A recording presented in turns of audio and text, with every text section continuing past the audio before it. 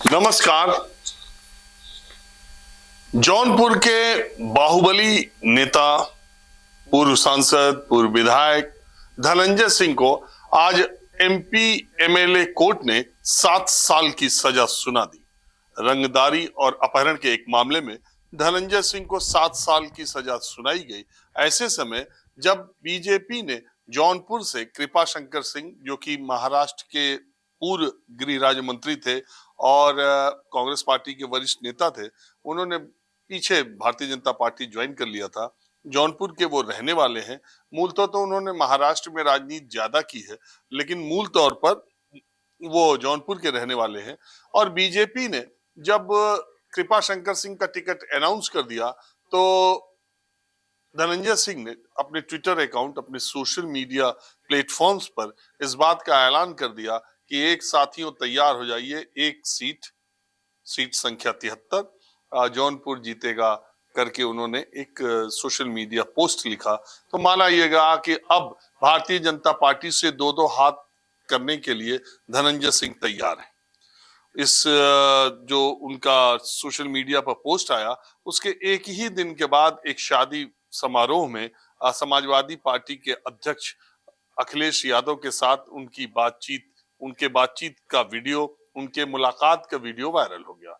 यह हुआ कि क्या धनंजय सिंह समाजवादी पार्टी से टिकट लेना चाहते हैं या अखिलेश यादव 2024 के लोकसभा चुनाव में धनंजय सिंह को जौनपुर का अपना उम्मीदवार उतार सकते हैं या बना सकते हैं। हालांकि इस बात की आधिकारिक जानकारी न तो समाजवादी पार्टी की तरफ से आई और न ही धनंजय सिंह ने इस बात का कहीं इकरार किया कि समाजवादी पार्टी से वो चुनाव लड़ना चाहते हैं। ये बात अलग है कि एनडीए में जब वो गए थे, एनडीए जब पीछे उन्होंने जेडीयू ज्वाइन किया था और जेडीयू से उन्हें पार्टी का महासचिव भी बनाया गया था, लेकिन बाद में उनकी सक्रियता जेडीयू में उतनी नहीं थी। और वो दोनों तरफ में से कहीं अगर जेडीयू उनको जौनपुर का टिकट दे देता, शायद एक सीट भारतीय जनता पार्टी छोड़ देती, तो वो उस फिराक में भी या उस तरीके से भी वो चुनाव लड़ना चाहते थे। लेकिन उसके बाद हुआ ये कि उनके चुनाव लड़ने के ऐलान के 24 घंटे बाद ही एक पुराने केस में धनंजय सिंह को एमपी एमएलए कोर्ट ने पहले तो दोषी करार दिया और इस वक्त जो मंगलवार को उनको दोषी करार दिया और बुधवार को उनको 7 साल की सजा सुना दी। आपको पता ही है, 2 साल की सजा होने के बाद नेता अगर ऊपरी अदालत से उसको राहत नहीं मिलती है, तो धनंजय सिंह को अगर ऊपरी अदालत में कोई राहत सजा में नहीं मिलती है, इस पर रोक नहीं लगती है, तो 7 साल की सजा अगर हुई तो 13 साल तक धनंजय सिंह कोई भी चुनाव नहीं लड़ पाएंगे। जो नियम है, सजा पूरी करने के 6 साल बाद तक आप इलेक्शन नहीं लड़ सकते।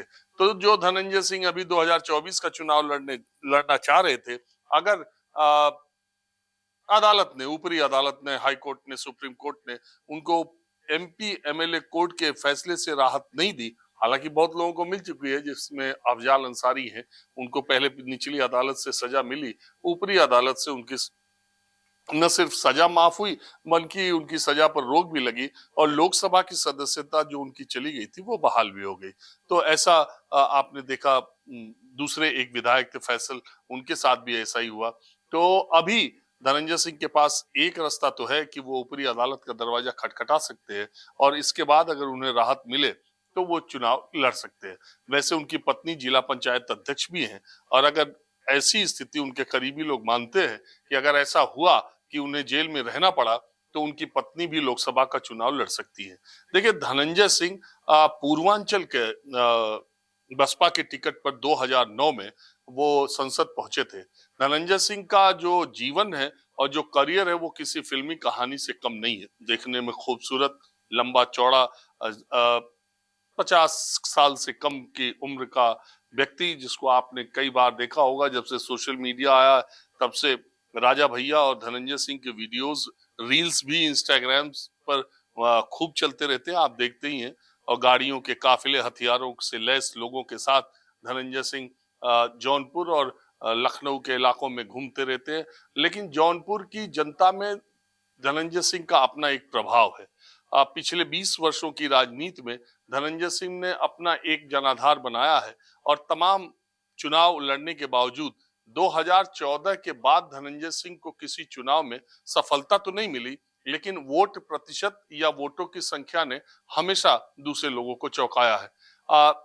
अगर धनंजय सिंह की बात कही जाए, धनंजय सिंह यूनिवर्सिटी में पढ़ने वाला, लखनऊ यूनिवर्सिटी में पढ़ने वाला एक नौजवान, जिसके ऊपर तमाम तरह के आपराधिक मुकदमे आज के 30 साल के पहले लगने शुरू हुए। हालांकि शुरुआती दौर में जो मुकदमे थे वो राजनीति के थे, लेकिन एक और उन्हीं के साथी अभय सिंह, जो समाजवादी पार्टी के विधायक हैं इन दिनों, और अभी हाल में पाला बदल कर वो भारतीय जनता पार्टी के खेमे में शामिल हुए हैं राज्यसभा चुनाव के समय। अभय सिंह और धनंजय सिंह अपने विश्वविद्यालयी जीवन में दोनों साथी थे। हालांकि कुछ ही दिनों के बाद, अलग होने के बाद, दोनों एक दूसरे के जान के दुश्मन भी बन गए। 20 साल पहले बनारस में नदेसर के पास टकसाल सिनेमा के सामने दोनों के बीच बहुत जबरदस्त गोलीबारी हुई। हालांकि कुछ लोग उसमें घायल हुए, लेकिन धनंजय सिंह और अभय सिंह दोनों तरफ से जो गोलीबारी हुई थी, उन्होंने मुकदमा भी अभय सिंह के खिलाफ लिखाया था। उसमें धनंजय सिंह को कोई क्षति नहीं पहुंची थी। तो सवाल है कि 1991 से लेकर 2023 तक धनंजय सिंह पर कुल 42 मुकदमे हैं रिकॉर्ड के मुताबिक, जिसमें 22 से ज्यादा मुकदमों में वो बरी हो चुके हैं और ये पहला मुकदमा है जिसमें धनंजय सिंह को सजा मिली। तो इस धनंजय सिंह का जीवन, जैसा मैंने कहा कि फिल्मी स्टाइल से कम नहीं है। 1998 की अंतिम दिनों की बात है। उत्तर प्रदेश की पुलिस ने पीठ थपथपाते हुए कहा कि 50,000 का इनामी धनंजय सिंह अपने 3 साथियों के साथ पुलिस मुठभेड़ में मिर्जापुर और भदोही के बॉर्डर पर मारा गया और ये बदमाश एक पेट्रोल पंप को लूटने जा रहे थे। इस तरह की जानकारी दी गई और बहुत पुलिस ने अपनी वाहवाही पीठ थपथपाई। लेकिन जनवरी 1999 के महीने में धनंजय सिंह ने एक कोर्ट में सरेंडर कर दिया और इसके बाद सबके होश फाख्ता हो गए जब उनके सरेंडर करने के बाद यह हुआ कि धनंजय सिंह, हालांकि जिस व्यक्ति को एनकाउंटर के नाम पर पुलिस ने मारा था, उस व्यक्ति के एक रिश्तेदार ने कहा था कि वो धनंजय सिंह नहीं है। उनके एक उस व्यक्ति के, उन्होंने कहा उनका भतीजा धनंजय सिंह इसमें मारा गया। धनंजय सिंह ने जब कोर्ट में सरेंडर कर दिया, उसके बाद 34 पुलिस कर्मियों के खिलाफ, जो उन्होंने उन 4 लोगों का एनकाउंटर किया था, उनके खिलाफ केस दाखिल हुआ और मानवाधिकार आयोग की तरफ से ये जांच हुई। हालांकि उस जांच के दौरान बहुत सारे पुलिसकर्मी मर भी गए और कार्रवाई के दौरान, और कुछ को बरी कर दिया गया बाद में।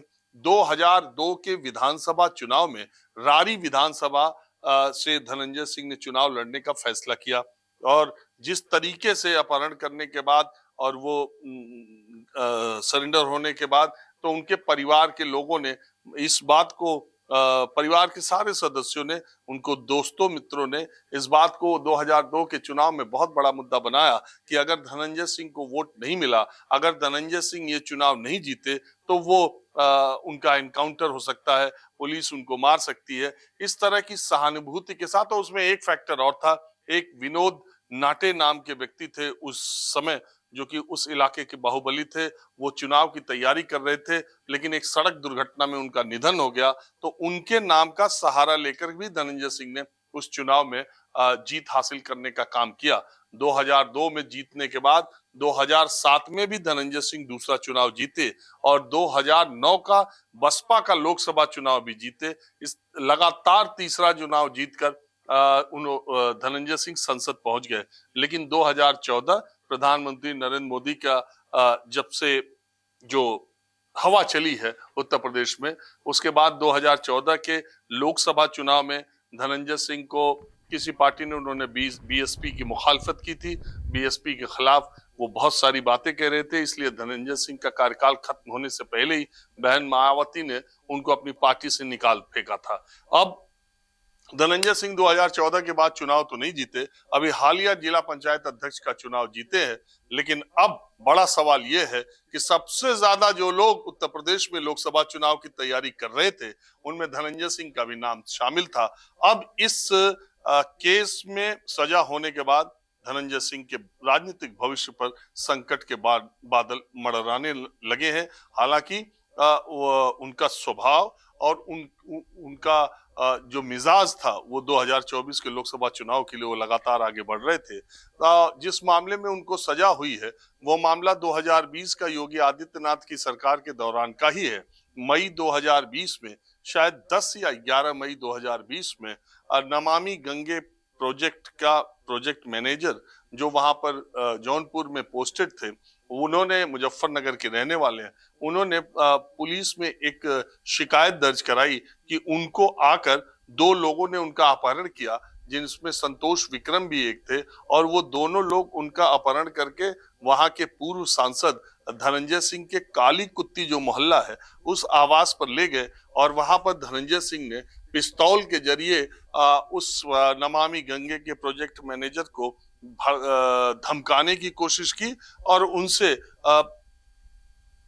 अपने लोगों को सप्लाई दिलाने का, जो कि उनका आरोप था कि वो सब स्टैंडर्ड किस्म के सप्लाई करना चाह रहे थे। मतलब जिस स्तर का सप्लाई, जिन चीजों की सप्लाई होनी थी उसका वो उस कैटेगरी का नहीं था, जो उस मापदंड, उस पैरामीटर का नहीं था। धनंजय सिंह दबाव डाल रहे थे कि उनके लोगों को सप्लाई मिले। उस नमामि गंगे प्रोजेक्ट के मैनेजर ने इसकी शिकायत पुलिस में दर्ज कराई। पुलिस ने उसी दिन धनंजय सिंह को गिरफ्तार कर लिया, लेकिन उनको ऊपरी अदालत से जमानत मिल गई।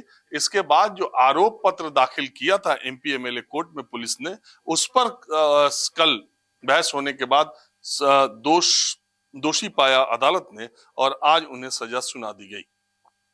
7 साल की सजा के बाद अब धनंजय सिंह के पास सिर्फ एक रास्ता बचा है कि वो ऊपरी अदालत में जाएं और इसमें सजा में उनको छूट मिले।